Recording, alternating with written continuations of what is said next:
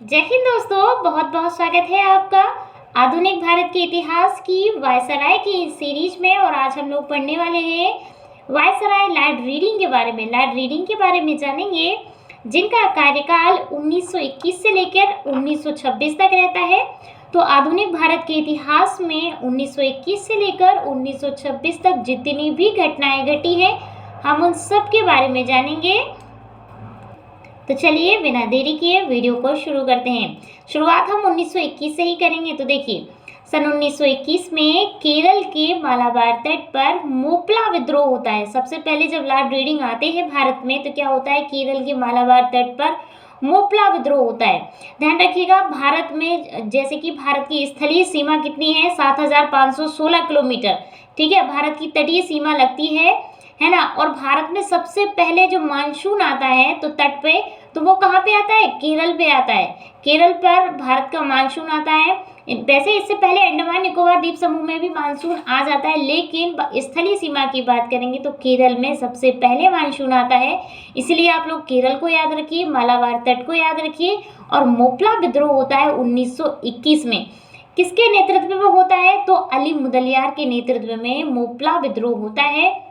ध्यान रखिए 1921 वही, ये जो साल है 1921 बहुत इंपॉर्टेंट है। और क्योंकि 1921 वही साल है जब भारत में पहली बार हड़प्पा सभ्यता यानी कि सिंधु घाटी सभ्यता की खोज होती है 1921 में। किसके द्वारा, तो डॉक्टर दयाराम साहनी 1921 में पहली बार हड़प्पा सभ्यता की खोज करते हैं। 1921 में ही भारत में इकोनॉमिक्स का टॉपिक है, इंपीरियल बैंक की स्थापना हुई थी। तो 1921 में इंपीरियल बैंक की स्थापना होती है। 1921 में ही मोपला विद्रोह होता है, 21 और 22 में भी चलता है, 21-22 के दौरान ही। और हड़प्पा सभ्यता की खोज, तो ये तीनों चीजें आपको रिलेट करके याद रखिए। चलिए आगे देखते हैं। सन 1921 में एम.एन. राय द्वारा भारतीय कम्युनिस्ट पार्टी का गठन किया जाता है। जो एम.एन. राय जो रहते हैं, इनका पूरा नाम रहता है मानवेंद्र राय जोशी, है ना। तो इनके द्वारा क्या होता है, भारतीय कम्युनिस्ट पार्टी का गठन इनके द्वारा किया जाता है। आगे देखिए, लॉर्ड रीडिंग के कार्यकाल में प्रिंस ऑफ वेल्स, ठीक है, लॉर्ड रीडिंग के कार्यकाल में क्या होता है, प्रिंस ऑफ वेल्स ने नवंबर 1921 में भारत की यात्रा की, है ना। जो प्रिंस ऑफ वेल्स कौन रहते हैं, तो इंग्लैंड के राजकुमार रहते हैं और वे भारत में यात्रा करने के लिए आते हैं। जब वे भारत में यात्रा करने के लिए आते हैं तो इस दिन जिस दिन वो आते हैं तो उसी दिन पूरे भारत में हड़ताल का आयोजन किया जाता है। उनका स्वागत किससे किया जाता है, तो हड़ताल से किया जाता है। क्यों, क्योंकि उस समय भारत में असहयोग आंदोलन चल रहा था। ठीक है, 1 अगस्त 1920 को महात्मा गांधी जी के द्वारा असहयोग आंदोलन चलाया जाता है। ठीक है, असहयोग आंदोलन 1 अगस्त 1920 में चलाया जाता है। और उस समय भारत के जो वायसराय कौन थे, तो लॉर्ड चेम्सफोर्ड के समय में असहयोग आंदोलन शुरू होता है। 1921 में लॉर्ड रीडिंग आ जाते हैं चेम्सफोर्ड के बाद, और इनके समय में असहयोग आंदोलन समाप्त होता है। और भी बहुत सारी घटनाएं घटती हैं। तो 1 अगस्त 1920 को जब लॉर्ड चेम्सफोर्ड के कार्यकाल में महात्मा गांधी जी असहयोग आंदोलन शुरू करते हैं, जिसमें सभी भारतीय है ना, जिसमें जितने भी भारतीय थे हमारे, वो क्या करते हैं, अच्छा देखिए नाम से ही सोचिए आप, असहयोग यानी सहयोग नहीं करना है। इस आंदोलन के माध्यम से जितने भी भारतीय सरकारी पदों पर कार्य कर रहे थे, विशेष रूप से तो जो सरकारी पदों पर कार्य कर रहे थे, उन्होंने सभी सरकारी पदों को त्याग दिया। अर्थात अब वो भारतीयों का सहयोग नहीं करेंगे। इसीलिए उन्होंने इनके जो सरकारी पद थे, है ना, अंग्रेजों के, उन सब से क्या होता है, ये त्याग पत्र दे देते हैं, असहयोग करते हैं।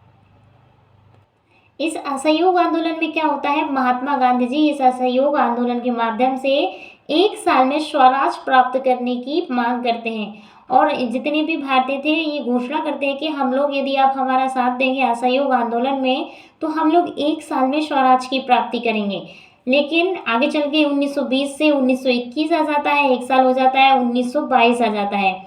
क्या होता है, 5 फरवरी 1922 को उत्तर प्रदेश के गोरखपुर में चौरा चौरी नामक स्थान पर कांग्रेसी किसानों का एक जुलूस निकल रहा था। ठीक है, उत्तर प्रदेश में चौरा चौरी नाम की एक जगह रहती है, वहाँ पे क्या होता है, कांग्रेस के किसान ज़्यादा रहते हैं, इसलिए किसान लिखा हुआ है। किसान भी रहते हैं उसमें, स्टूडेंट्स भी रहते हैं, महिलाएं भी रहती हैं, सभी लोग रहते हैं, छात्र भी रहते हैं।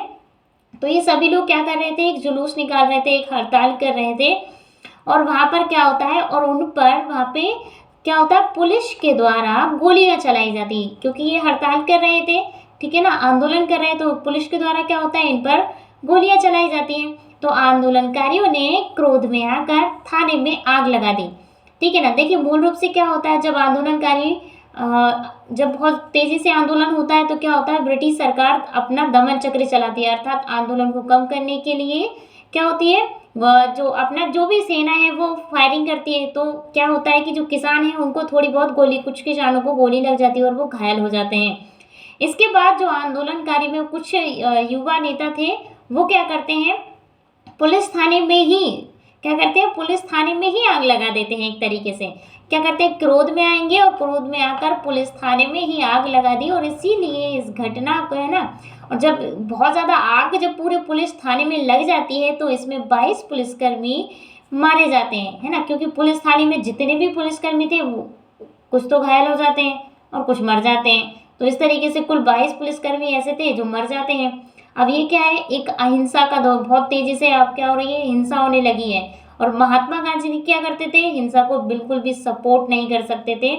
इसीलिए, और क्योंकि आंदोलन 2 साल हो चुके थे, आंदोलन को चलते चलते, असहयोग आंदोलन को चलते चलते, है ना, भारतीय बहुत परेशान हो चुके थे अंग्रेजों की नीतियों से, ठीक है।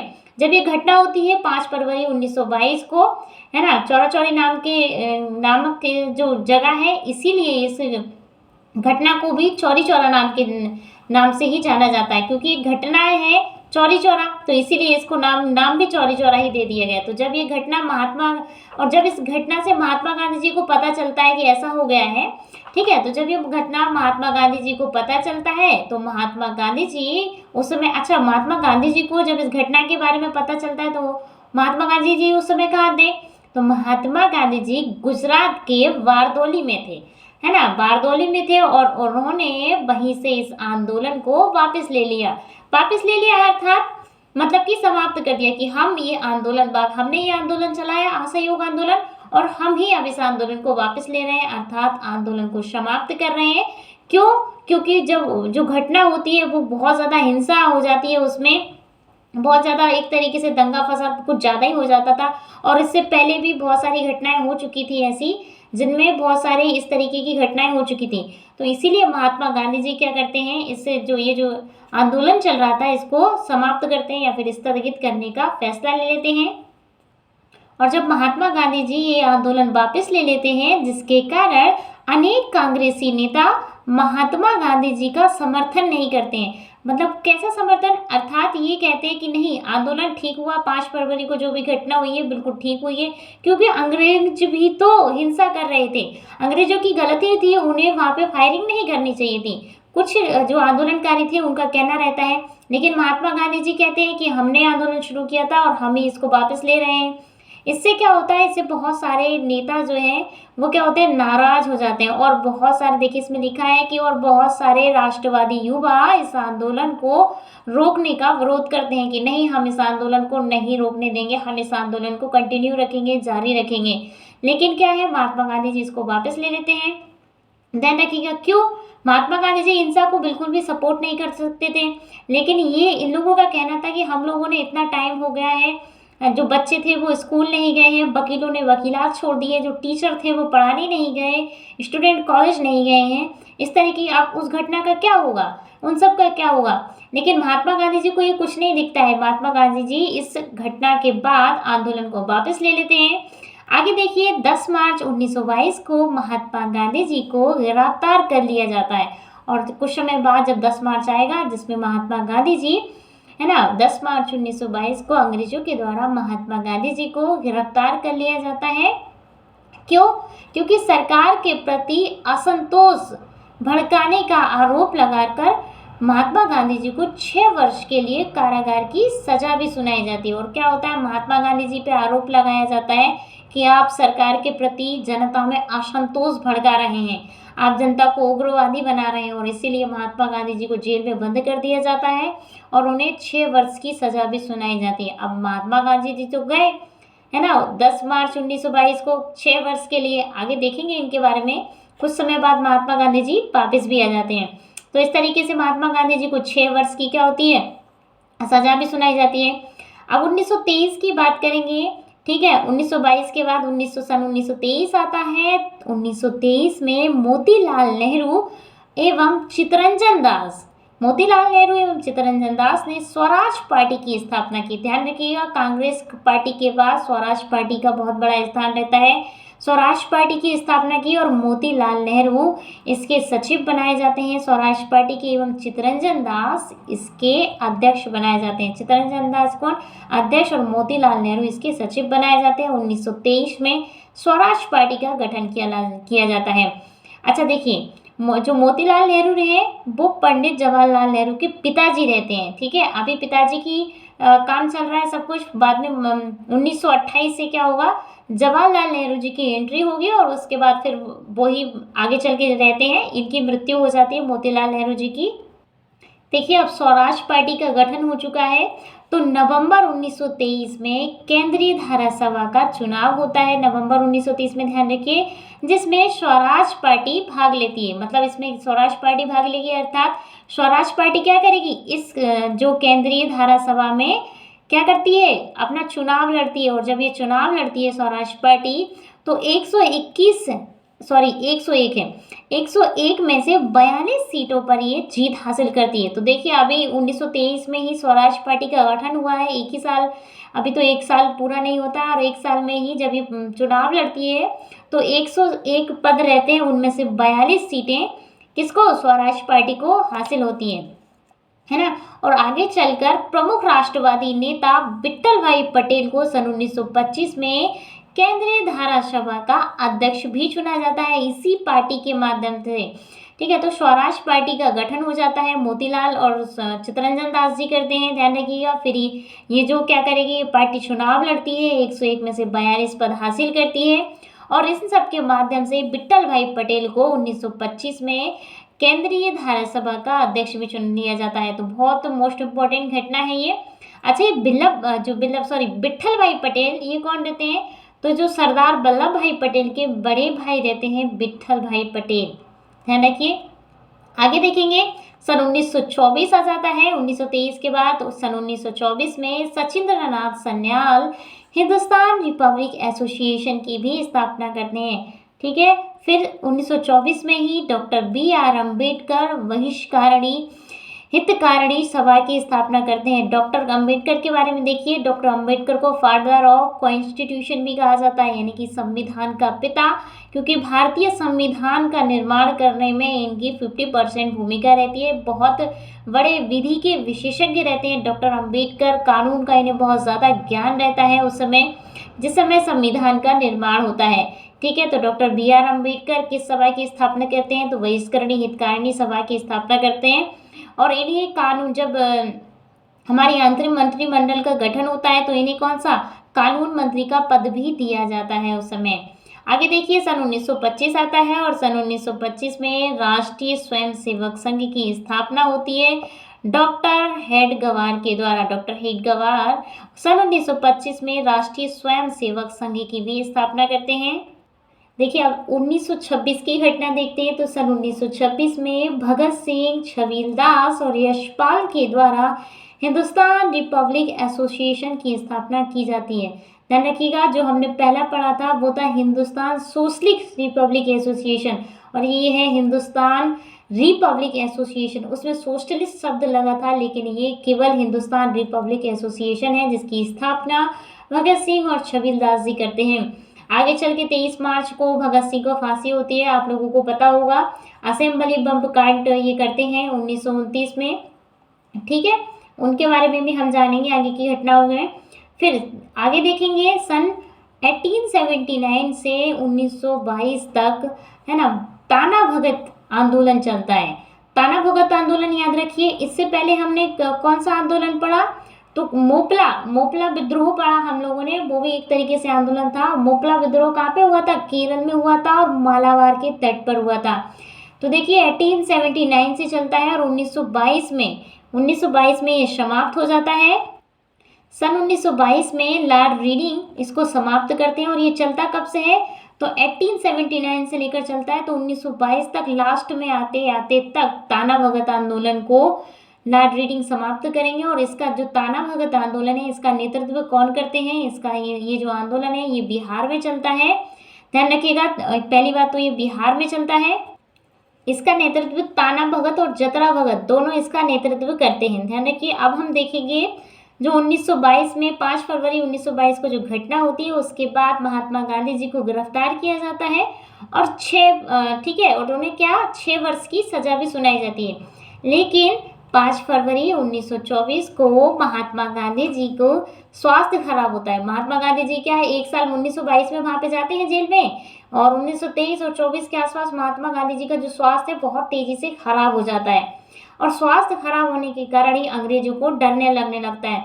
अंग्रेज सोचते हैं हमने तो महात्मा गांधी जी को 6 साल की सजा है ना, जज जो है 6 साल की सजा देते हैं महात्मा गांधी जी को। यदि महात्मा गांधी जी को कुछ हो गया और यदि महात्मा गांधी जी की जेल में मृत्यु हो जाती है तो बहुत बड़ा आंदोलन भारत में हो सकता है, क्योंकि महात्मा गांधी जी उस समय के बहुत ज़्यादा फेमस नेता थे एक तरीके से, ठीक है, बहुत नेता या फिर लीडरशिप उनके अंदर थी, तो बहुत अच्छे लीडर थे महात्मा गांधी। तो जैसे ही महात्मा गांधी जी का स्वास्थ्य खराब होता है, तो स्वास्थ्य खराब होने के कारण ही इन्हें जेल से रिहा कर दिया जाता है। अंग्रेज क्या करते हैं, 6 साल की सजा देते हैं, लेकिन क्या होता है 2 साल में इनको रिहा कर देते हैं। क्यों? क्योंकि कहीं यदि महात्मा गांधी जी की जेल में मृत्यु हो जाती है तो अंग्रेजों के लिए और ज़्यादा परेशानी हो जाती है, इसलिए अंग्रेज महात्मा गांधी जी को पहले ही छोड़ देते हैं। अब देखिए, महात्मा गांधी जी भी बहुत होशियार रहते हैं, 1924 में बाहर आ जाते हैं, ठीक है। एक तरीके से महात्मा गांधी जी का बहाना रहता है स्वास्थ्य का, ताकि वो खाना वाना नहीं खाते हैं जेल में और उनकी स्वास्थ्य बहुत ज़्यादा खराब हो जाता है। महात्मा गांधी जी को पता था, है ना, कि मुझे छोड़ देंगे यदि इस तरीके की घटना होती है। अच्छा देखिए, फिर ये 1924 में अंग्रेजों के द्वारा महात्मा गांधी को छोड़ दिया जाता है। अब आता है 1924 का कांग्रेस अधिवेशन।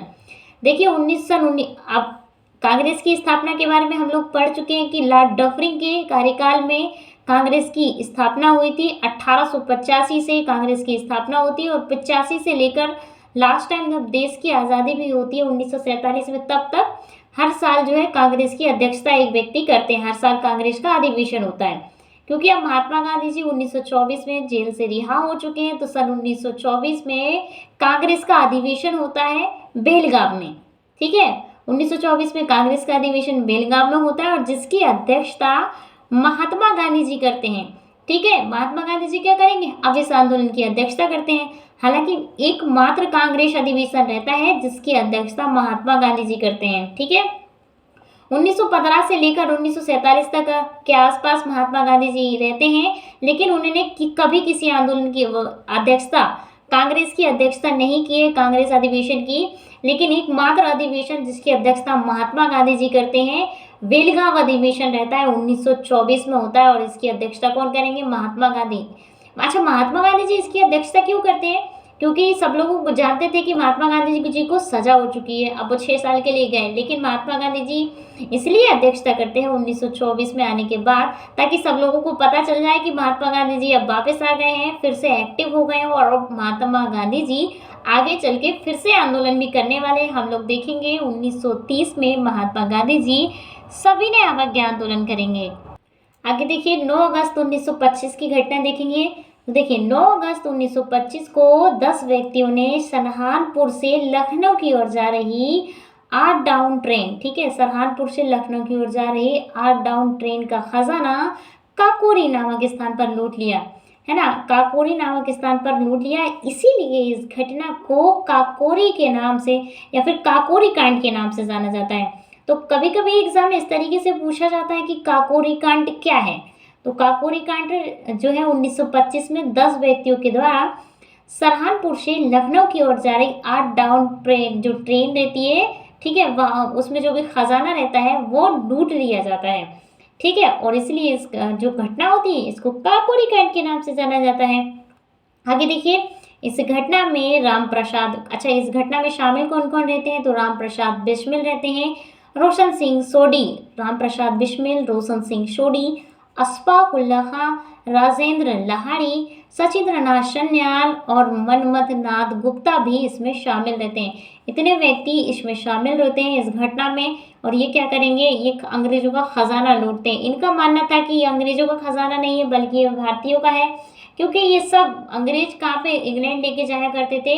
इन्होंने कहा कि ये भारत की संपत्ति है और ये भारत के लोगों को, गरीब लोगों को मिलनी चाहिए, ठीक है। लेकिन क्या होता है, लेकिन पुलिस इनको गिरफ्तार कर लेती है, ये पकड़ा जाते हैं और पुलिस इनको गिरफ्तार कर लेती है, जिसमें रोशन सिंह सोढ़ी, राम प्रसाद बिस्मिल एवं अशफाक उल्लाह खां को फांसी की सज़ा सुना दी जाती है। इन तीनों को क्या होगा, फांसी की सज़ा सुना दी जाती है। आपके राम प्रसाद बिस्मिल, अशफाक उल्लाह खां और रोशन सिंह सोढ़ी, याद रखिएगा। जाने लोग, आप लोग भगत सिंह को जानते हैं, सुखदेव और राजगुरु को सब लोग जानते हैं कि इन्हें फांसी दी गई थी 23 मार्च को, ठीक है। लेकिन इन लोगों को भी फांसी दे दी जाती है, राम प्रसाद बिस्मिल जी को, अशफाक उल्लाह खां और रोशन सिंह सोढ़ी। क्यों? क्योंकि इन्होंने 9 अगस्त 1925 को सरहानपुर से लखनऊ की ओर जा रही 8 डाउन ट्रेन को क्या हुआ, लूट लिया था। इसलिए इनको जब ये गिरफ्तार हो जाते हैं तो इनको फांसी की सजा सुनाई जाती है। अच्छा देखिए, 1925 में कांग्रेस अधिवेशन की बात करेंगे। जैसे 1924 में कांग्रेस अधिवेशन की अध्यक्षता महात्मा गांधी जी करते हैं, बेलगाम में होता है। अब हम देखिए, मैंने यहाँ पे राइटिंग नहीं किया है, लेकिन हम लोग ऐसे ही देखेंगे कि 1925 में जो अध्यक्षता है कांग्रेस अधिवेशन की वो करती है प्रथम भारतीय महिला, पहली भारतीय महिला रहती हैं जो 1925 में कांग्रेस अधिवेशन की अध्यक्षता करती हैं, जिनका नाम है सरोजनी नायडू। सरोजनी नायडू प्रथम भारतीय महिला रहती हैं जो कांग्रेस अधिवेशन की अध्यक्षता करती हैं। इसके बारे में भी पूछा जाता है, ठीक है। इससे पहले 1917 आता है, ठीक है। 1917 में एनी बेसेंट जी कांग्रेस अधिवेशन की अध्यक्षता करती हैं, वो पहली महिला रहती हैं, लेकिन वो भारतीय नहीं रहती हैं, वो भारतीय में आती हैं, थियोसॉफिकल सोसाइटी की सदस्य बनकर एनी बेसेंट जी भारत आती हैं और 1917 में वो कांग्रेस अधिवेशन की अध्यक्षता करती हैं। इसके बाद 1925 में सरोजनी नायडू, जो कि पहली भारतीय महिला थी, वो कांग्रेस अधिवेशन की अध्यक्षता करती हैं, ठीक है। याद रखिएगा, मोस्ट इंपॉर्टेंट पॉइंट है। अब देखिए, इन लोगों को फांसी की सजा सुना दी जाती है, अशफाक उल्लाह खां, राजेंद्र लाहिड़ी, और फाइनली इन्हें 19 दिसंबर 1927 को इन तीन को फांसी दे दी जाती है, ठीक है। पहले तो इन्हें सजा सुना दी जाती है, लेकिन कुछ समय बाद क्या होता है, इनको फांसी दे दी जाती है। देखिए, महिलाओं ने अपने स्वयं के अधिकारों के लिए सन 1926 में अखिल भारतीय महिला संघ की स्थापना की। तो देखिए, 1926 में जिस तरीके से 1925 में सरोजनी नायडू अध्यक्षता करती हैं कांग्रेस अधिवेशन की, ठीक उसी प्रकार 1926 में महिलाएं क्या करती हैं, अखिल भारतीय महिला संघ की भी स्थापना कर लेती है 1926 में। और ये हम लोगों ने जाना लॉर्ड रीडिंग का कार्यकाल। तो देखिए, 1921 से लेकर 1926 तक लॉर्ड रीडिंग के कार्यकाल में जितनी भी घटनाएं हुई हैं, हमने उन सब के बारे में डिटेल से जाना। आप कोई भी एग्ज़ाम दे रहे हैं, ये लेक्चर आपके लिए बहुत ज़्यादा सफिशिएंट रहेगा। आशा करते हैं आपको वीडियो पसंद आया है। प्लीज़ दोस्तों, वीडियो पसंद आया है तो वीडियो को लाइक कीजिए और आधुनिक भारत के इतिहास की जितनी भी घटनाएं हुई हैं या फिर सारे आधुनिक भारत के इतिहास में हमने वीडियो बनाए हैं, जितने भी गवर्नर जनरल हुए हैं और वायसराय हुए हैं, हमने उन सब पे वीडियो बनाए हैं। आप जाके देख सकते हैं, चाहे वो कॉन्स्टिट्यूशन का किसी भी कॉन्स्टिट्यूशन में किसी भी आर्टिकल हो, चाहे वो नियंत्रक महालेखा परीक्षक हो, महान्यायवादी, संसद, लोकसभा, राज्यसभा, मैंने सब पे वीडियो बनाए हैं। आशा करते हैं आपको वीडियो पसंद आया है। प्लीज़ दोस्तों, वीडियो को लाइक कीजिए, चैनल को सब्सक्राइब कीजिए और कमेंट ज़रूर कीजिएगा। आपका बहुत बहुत धन्यवाद। जय हिंद, जय भारत। मिलते हैं अगले वीडियो में। Thank you.